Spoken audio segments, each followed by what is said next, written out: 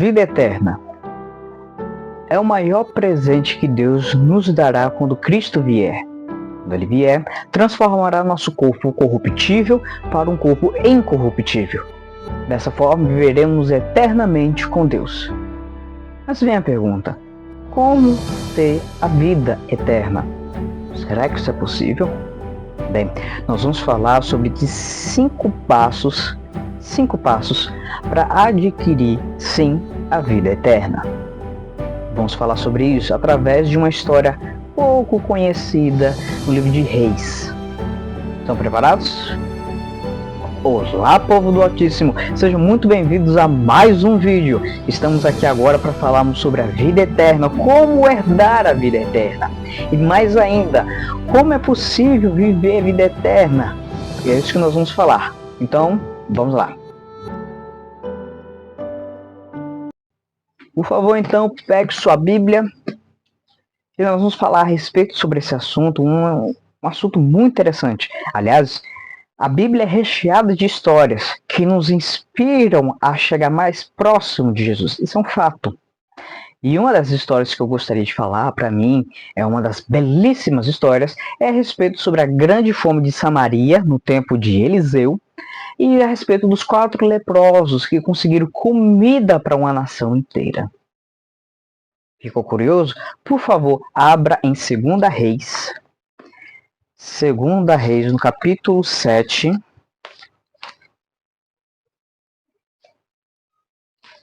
Capítulo 7, do verso 8 e verso 9. Não vamos ler toda a história, vocês podem fazer isso mesmo, em suas próprias casas, respectivas casas, para entender melhor a história, mas eu vou dar uma pincelada muito simples. Nesse tempo, Eliseu então faz uma profecia. Diz que no dia seguinte, daquele dia específico, no dia seguinte, naquele mesmo horário, haverá comida para toda a nação de Samaria. Claro, uma pessoa acabou duvidando disso. Será que Deus pode mesmo abrir as janelas do céu e saciar a fome e a sede desse povo? O que nos leva agora adiante da história a respeito de 4 leprosos. E um deles acaba dizendo: olha, se a gente entrar aqui e pedir comida, não vai ter. Estamos em uma grande fome aqui. Então morreremos. Mas se a gente for para uma outra nação e pedir comida e nos deixar viver, nós viveremos, comeremos e tudo. Mas, se não, nós morreremos do mesmo jeito, já que a gente está com lepra. Então eles decidiram ir para um acampamento sírio. Ao chegar em tal local, na extremidade, num dos extremos do acampamento sírio, simplesmente não havia ninguém. Mas havia barracas, comida, entre outras coisas. Os cavalos também até foram deixar lá, mas nenhuma pessoa estava no momento. Isso foi a partir do crepúsculo. O que aconteceu? Os 4 leprosos chegarem bem perto do acampamento, os sírios começaram a ouvir uma marcha de batalha e pensavam que o Israel estava indo atrás deles para guerreá-los. E por isso acabaram fugindo e deixaram todas suas coisas. Então, aproveitando esse momento, os 4 leprosos fizeram a seguinte coisa. Do versículo 8 diz o seguinte: quando esses leprosos chegaram à parte mais extrema do acampamento, eles entraram numa tenda e comeram, presta atenção, comeram e beberam, carregaram dali prata e ouro e vestimenta, e foram e os esconderam. Retornaram e entraram em outra tenda, e dali também carregaram e foram e os esconderam. Então veja, 5 coisas que eles pegaram. Eles comeram, eles beberam, pegaram ali prata, ouro e vestimentas. Esses, na verdade, são 5 itens para a gente herdar a vida eterna. Mas como assim, Jonas? Como isso vai fazer herdar a vida eterna? Como essas coisas? Vamos ver a questão de comeram.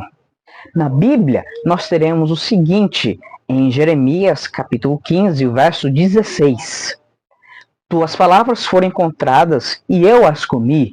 Tua palavra foi para mim alegria e júbilo do meu coração, pois eu sou chamado pelo teu nome, ó Senhor Deus dos exércitos.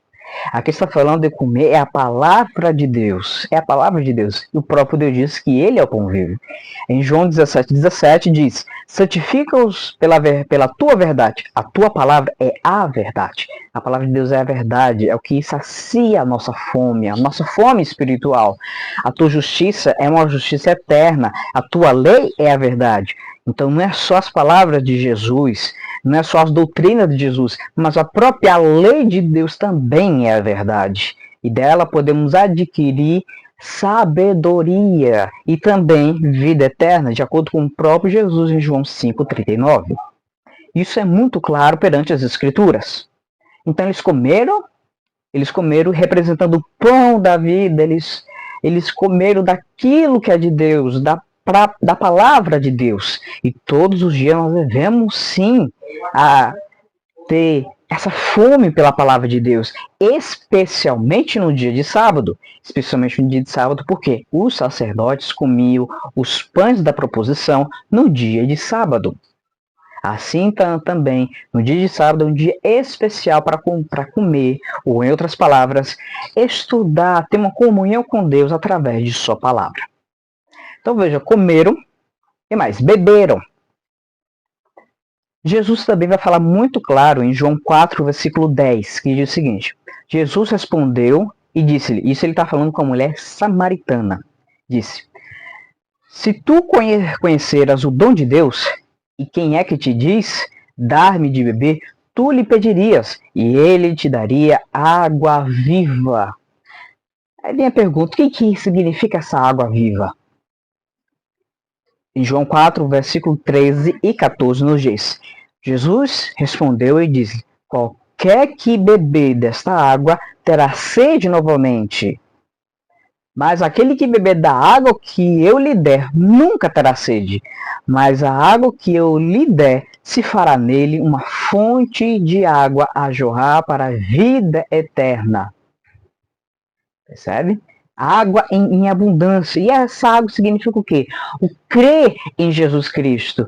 Crer em Deus, mas crer não vem apenas só de acreditar, mas vem de ação. É uma ação também. É crer em Jesus Cristo. Não basta apenas ler a palavra de Deus, não basta ter um estudo da palavra de Deus, conhecer a sua verdade, se eu não beber da fonte de água viva que é Jesus Cristo. Outros lugares também diz a respeito sobre isso. João 6,35 diz: disse-lhe Jesus, eu sou o pão da vida, como a gente acabou de falar. Jesus é o pão, ou seja, a palavra de Deus é comida para nós. Aquele que vem a mim nunca terá fome, e quem crê em mim nunca terá sede. Veja que esse verso deixa muito claro que crer representa a água, essa fonte de água viva. Quem crê em Cristo, lembre-se, não é somente acreditar, mas ter uma ação imediata. Nunca terá sede. Outro lugar também diz, João 7, 37 e 38. No último dia, o grande dia da festa, Jesus pôs-se em pé e clamou, dizendo: se algum homem tem sede, deixai-o vir a mim e beber. Quem crê em mim, como diz a Escritura, do seu ventre fluirão rios de água viva. Veja, a questão também, o beber, não fica somente para nós. Seremos uma fonte a jorrar. Fluirão rios de água viva. Para quem? Para as outras pessoas que também têm essa sede espiritual. Incrível. Comeram e beberam. Mas os leprosos também pegaram o que mais? Prata. E o que significa prata segundo a Bíblia? Malaquias 3,3 diz: e ele se assentará como refinador e purificador de prata, e ele purificará os filhos de Levi, e os purgará como ouro e como prata, para que eles possam oferecer ao Senhor uma oferta em justiça. Prata representa o caráter, um caráter santo, um caráter puro que só conseguimos através de Jesus Cristo. É por isso que Cristo deve moldar, sim, o nosso caráter. Então, para quê? Para que, de acordo com Paulo, nós oferecemos para Deus um sacrifício vivo perante, agradável perante a Deus. Ezequiel, verso 18 a 22, deixa bem claro o que significa prata, mas eu quero ler apenas só o verso 22. Como a prata derretida no meio da fornalha, assim sereis fundidos no meio dela, e sabereis que eu, o Senhor, derramei a minha fúria sobre vós. Veja, é necessário que haja pureza, assim como a prata precisa ficar pura para ser valiosa, nós precisamos ser puros para que sejamos purificados dos nossos pecados, não nos nossos pecados. Sim, ser purificado dos nossos pecados, para que o nosso caráter seja irrepreensível perante o Senhor. Eu já falei sobre isso em um outro vídeo. Em Jeremias 6,30 disse: a prata reprovada os homens o chamarão, porque o Senhor os rejeitou.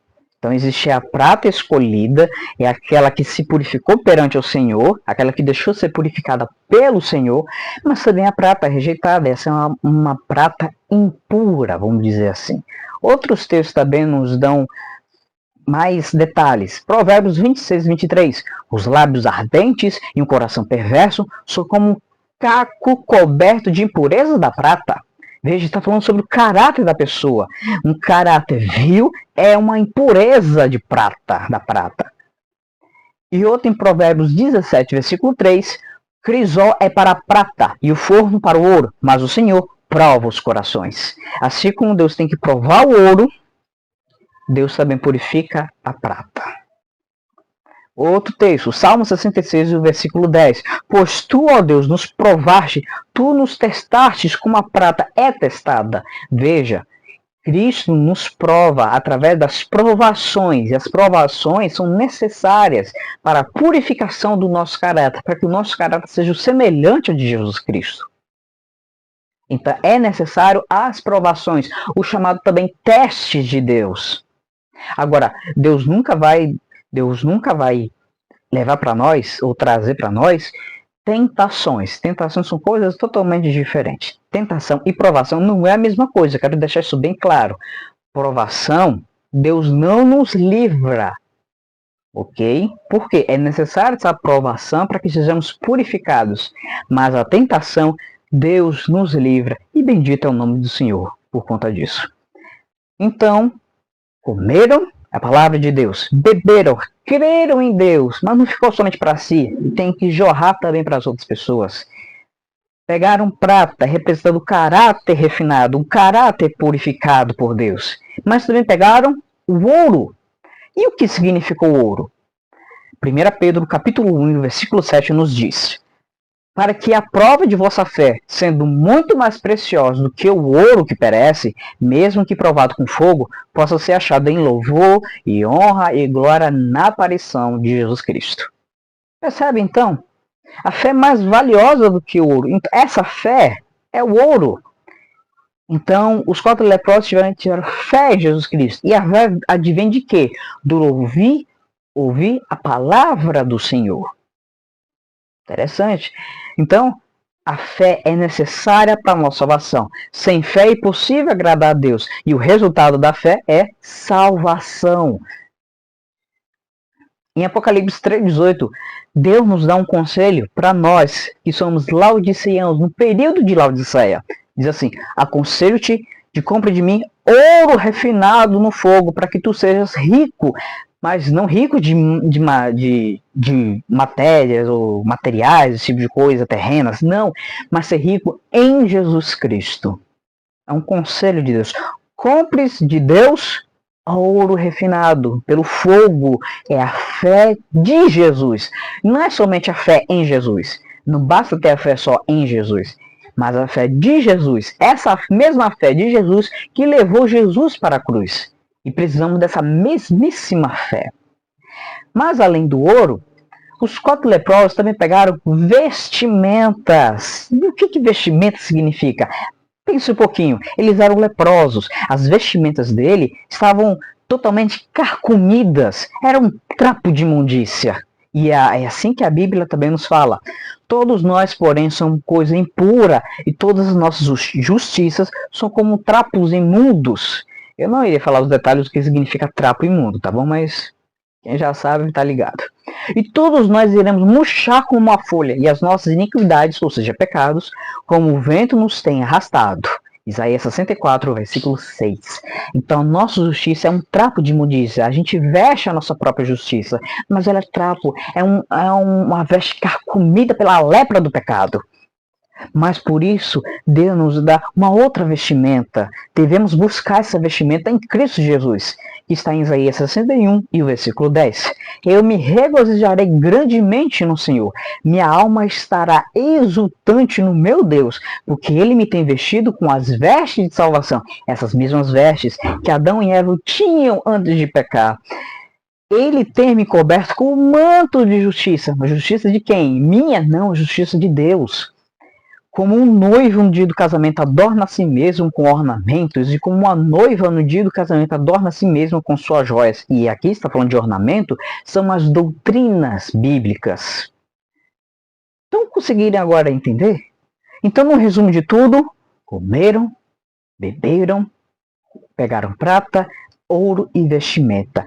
Esses 5 itens são necessários para a vida eterna. Esses 5 itens são necessários para entrarmos na Canaã celestial. Isso é muito sério. Devemos, portanto, o comer da palavra do Senhor. Nem só de pão viverá o homem, mas de toda a palavra que sai da boca de Deus. Foi isso que Jesus disse, tanto em Deuteronômio, quanto em Mateus e Lucas. Temos 3 testemunhos falando sobre isso. Devemos beber da fonte da água viva, que é Jesus Cristo, é crer em Jesus Cristo. É crer nele, mas lembre-se, crer não é só acreditar, mas também é uma ação. É uma ação. E assim nos tornamos como vasos a jorrar, e dentro de nós flui águas vivas, para que outras pessoas também possam beber. Para que elas que possam imitar a Jesus Cristo. Não a nós, de mim que eu sou pecador, mas imitar a Jesus Cristo, mostrar quem é Jesus Cristo. Devemos também ter um caráter purificado. Devemos deixar que Deus purifique o nosso caráter, para que o nosso caráter seja irrepreensível, em outras palavras, sem nenhum defeito. Mas juntos isso é possível? Bom, se vocês quiserem, a gente pode falar a respeito sobre perfeição cristã. Caso vocês queiram, deixem por favor nos comentários. A gente vai falar bem desse assunto, tá bom? Caso vocês queiram. Mas precisamos ter um caráter purificado, um caráter semelhante ao de Jesus Cristo. Semelhante. Um caráter irrepreensível. A palavra de Deus vai nos dizer que quando Cristo voltar, teremos que estar com um caráter irrepreensível, sem nenhuma mancha de pecado. Aliás, a Bíblia também fala que os 144.000 têm um caráter irrepreensível. Eles não, nenhuma falta, nenhuma mancha de pecado há neles, mesmo com a natureza caída. Interessante. Mas também é necessário o ouro, é necessária a fé de Jesus Cristo. Não basta fé em Jesus, que é o crer. Não basta, mas precisamos ter a fé de Jesus Cristo. É um ouro refinado pelo fogo. Ou seja, a nossa fé precisa também ser provada, para que seja totalmente refinada e assim pura, pois a fé agrada a Deus. A fé agrada a Deus. E onde eu consigo a fé? Pelo ouvir da palavra de Deus, o comer a palavra de Deus. Mas também preciso de vestimentas, uma vestimenta de salvação, uma vestimenta de justiça, um manto de justiça. Pois sem esse manto de justiça, jamais entrarei nas bodas do Cordeiro. Lembra da veste nupcial, da parábola das bodas? Deus, o Pai, entregou essa vestimenta para todos os seus convidados. Mas uma pessoa acabou entrando sem a vestimenta. O que aconteceu? Foi expulso. E assim, qualquer pessoa que quer ir para o céu, mas sem a vestimenta, ou seja, sem esse manto de justiça, não entrará no reino dos céus. Mas tem mais um detalhe. Vamos voltar para 2 Reis, no capítulo 7 e o verso 9. Termina aqui, e eu quero terminar aqui com esse verso. Então eles disseram um ao outro, isso depois de eles pegarem, após eles comerem, beberem, pegarem prata, ouro e vestimentas para si mesmos. O verso 9 ele diz: então eles disseram uns aos outros: não agimos bem. Esse dia é um dia de boas novas. E boas novas significa o quê? Evangelho. É o Evangelho de Deus, o Evangelho eterno, que também está intrínseco às 3 mensagens angélicas. E nós retivemos a nossa paz. Se esperarmos até a luz da manhã, algum mal nos sobrevirá. Agora, portanto, venham para que possamos ir e contar a casa do rei. Veja só como Deus é poderosíssimo. Veja só o tamanho disso. É o Evangelho eterno. A gente acabou de entender o Evangelho eterno só em pequenos símbolos. Comer, beber, prata, ouro, vestimenta. A gente já entendeu boa parte do Evangelho. São as boas novas. E assim que não podemos reter para nós mesmos. Nós estamos em uma escuridão espiritual nessa terra. E realmente já era um crepúsculo quando os leprosos foram adquirir todos esses benefícios.